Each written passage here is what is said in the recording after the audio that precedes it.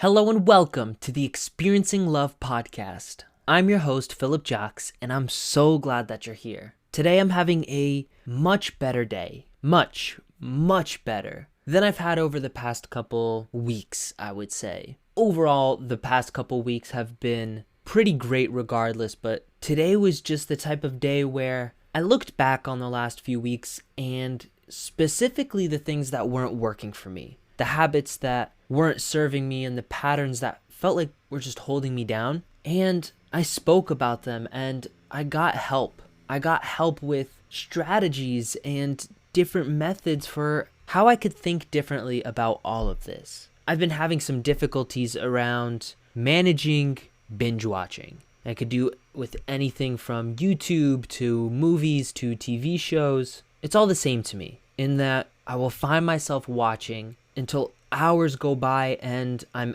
hours late to bed, and then I sleep in the next day and I just don't feel great. Today it was real when I woke up late after staying up until 4 a.m. last night, and I ended up missing my sister who came and stopped by for a couple minutes because I was asleep. That's only one example, and I know that there's more. There's more things that I miss out on because I allow myself to spiral into these patterns. You know, as James Clear says in his book Atomic Habits, and I'm paraphrasing here, if you miss a habit once, it's a mistake. But if you miss it twice in a row, then it's the start of a new habit. And while I practice grace and make sure not to make myself the villain in this situation that I find myself in, I found that by allowing it to happen multiple times, I'm just creating a new pattern and a new habit for myself, one that isn't conducive to me growing, right? It was more like I was practicing a form of escapism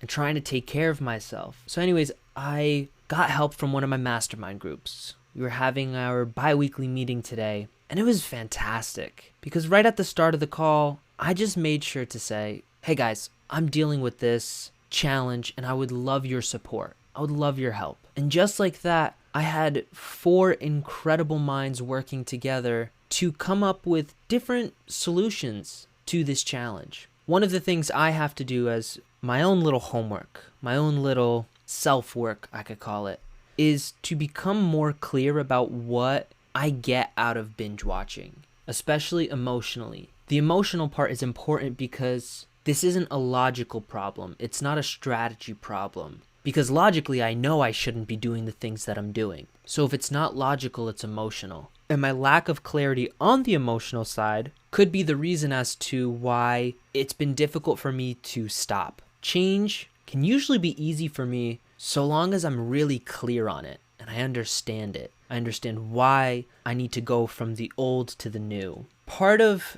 this whole thing for me is that watching videos excessively fills certain needs that I have. Specifically, it fills the needs of certainty and also variety. I'm certain that I will feel a certain way. I'll feel excited. I'll feel happy. I'll feel joyful watching these different funny videos. And part of me feels that variety that I don't know what's going to come next. I'm going to be surprised. It's going to be unexpected. And each video I know will be something different. I have a lot of areas in my life that I practice certainty. For instance, my schedule every day. I love my calendar. I love the way I have my day structured. And it's a great example of certainty and creating it. And I just realized that I don't have many ways in my life that I practice uncertainty and variety. And one of the ideas that I came up with, thanks to the help of my group, was to create a list of things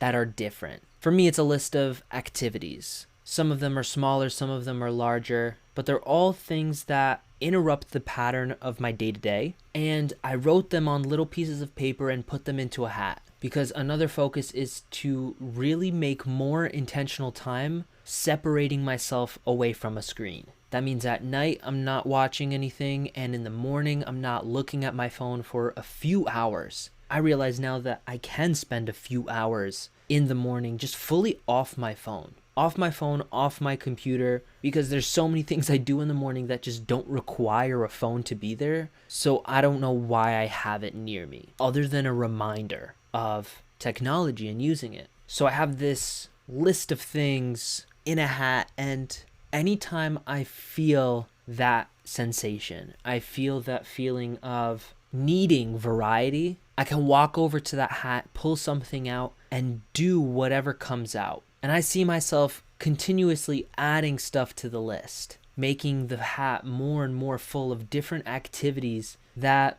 I can just let fate decide. I can let fate decide what I do to experience something different. One of the first things I added was to stop using my eyes. And another thing was to stop using my ears. And by that, I mean completely just covering my eyes, or one thing I love to do is just taking off my glasses to completely change my vision or to change what I see so that I'm experiencing something different. It's interrupting the pattern. I don't see the same things I normally do in the same way. Or if I wear earplugs or noise-canceling headphones, I don't hear the world in the same way. My favorite is when the noise canceling is so strong that I could actually just hear my own heartbeat through my own body. And so I have things like that where I can just take a few minutes to interrupt everything, be present, return to my body, to the moment. And then I have other things on there like going for a walk, but taking a different route, or just going to a new place altogether and seeing what I notice. There's different meditations on there. And like I said, I plan to add more as I come up with more ideas. And things like these, I think, are going to be extremely helpful. And I could also see how they're just temporary solutions. And by that, I mean, it's just a band-aid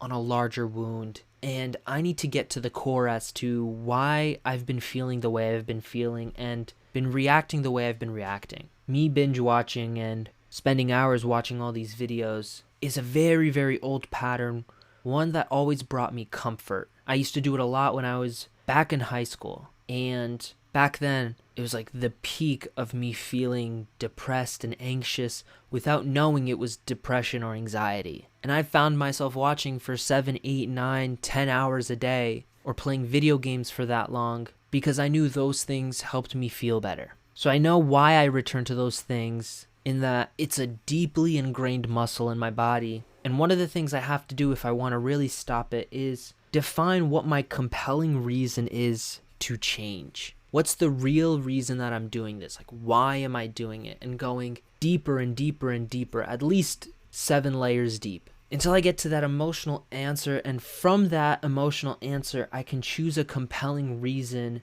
to change. Right now, everything is still too logical and I need to get to the emotions, like I said in the beginning. But having talked about it with my mastermind and just getting this support, being reminded of things that can seem so simple but have slipped my mind, I'm incredibly grateful. I'm feeling really good because I know even if I don't solve everything immediately in one day, or from here on out I don't do everything perfectly, I know that this was just the next step in doing a little bit better day by day, because that's what I want for everyone. I don't want anybody to strive for perfection. I just want us all to feel like we're outstanding in the areas of our lives that matter to us. I don't need to be one of the greatest chess players in the world, but I do hope one day to be one of the most outstanding fathers that you've ever met, that you've ever seen, that you've ever heard of. Because to me, family, growing and building a family, that's important to me. So what matters to you, I hope